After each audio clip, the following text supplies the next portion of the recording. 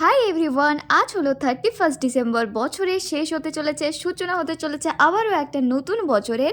যতই পিকনিক হোক, বছরের শেষে বন্ধুদের সঙ্গে একটা লাস্ট পিকনিক হবে না তা কী করে হয়। তো আমরা এখানে সমস্ত জোগাড়যন্ত্র করে নিয়েছি, আর এখানে আমাদের সুনির মালা বসে গেছে পেঁয়াজ কাটাকুটি করার জন্যে। যদি বা বাজার হাট সেই সকাল থেকে আমিই করেছি, আর ততক্ষণে মাংস ধোয়াধুয়ি করে এখানে ম্যারিনেশনে বসিয়ে দেওয়া হয়েছে। আর এতক্ষণে আমাদের রাঁধুনির আসার সময় হলো, ওকে ছাড়া তো রান্নাটাই হতো না। আমার মায়ের চোখে ওই হলো বেস্ট রাঁধুনি, আমরা তো জাস্ট পাতি, কিচ্ছু জানি না আমরা করতে। তো আমাদের রাঁধুনি এখানে বসে গেছে, উনুনে রান্না বান্না হচ্ছে আমার মায়ের উনুনে, কারণ মা বলে দিয়েছে আমাদের দ্বারা অত আড়ম্বরিতা হবে না, তো সোজা সাপটা উনুনেই রান্না হোক। তো রান্না বান্না শেষ, এখানে আমরা ভালো করে একদম সাজিয়ে গুছিয়ে স্যালাড কেটে নিয়ে চলে এসেছি। আর দেখতে পাচ্ছ গাইস বিরিয়ানিটা কীরকম টেস্টি, জাস্ট দেখে জিভে জল চলে আসছে। তো প্লেটে এখানে সুন্দর করে সার্ভ হচ্ছে, আমার বোন এখানে বেড়ে বেড়ে দিচ্ছে সবাইকে।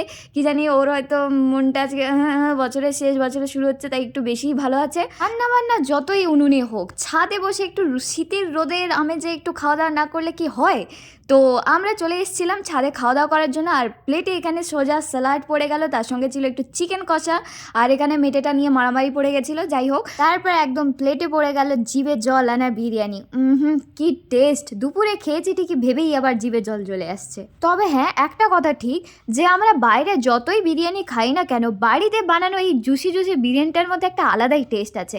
এইটা মনে হয় যেন বেস্ট, এটার মধ্যে একটা আলাদাই ব্যাপার আছে। সেটা আমার ফ্রেন্ডসদের কেন, আমার ফ্যামিলির কেন, আমার কেন, সবারই এরকমটাই মনে হয়।